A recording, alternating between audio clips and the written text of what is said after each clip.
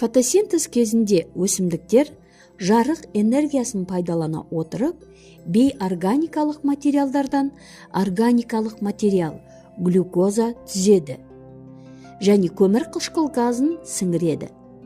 Бұл процесс суды қажет етеді.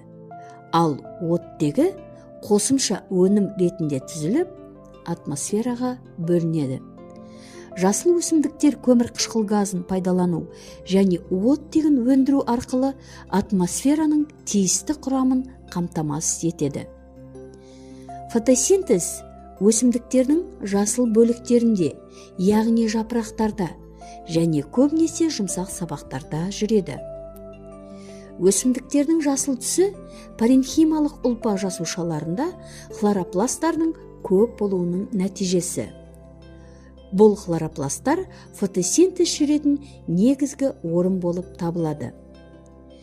Көмір қышқыл газы өсімдіктің жапырақтарындағы саңылаулар, леп тесіктер арқылы енеді. Су тамыры арқылы сіңіріліп, өткізгіш шоқтар ксилема арқылы тасымалданады. Глюкоза өндірілген қант өсімдіктің қалған бөліктеріне флоема арқылы жеткізіледі. Оттегі саңылаулар арқылы атмосфераға таралады. Алайда оттегінің бір бөлігі өсімдіктің өзінде қалып, тыныс алу процестерінде қолданылады. Өсімдіктер автотрофты организмдер, яғни олар бейорганикалық заттарды органикалық қантқа айналдыруға қабілетті.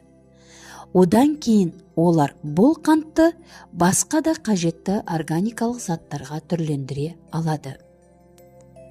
Өсімдіктер азық-түлік тізбегіндегі негізгі өндірушілер болып табылады.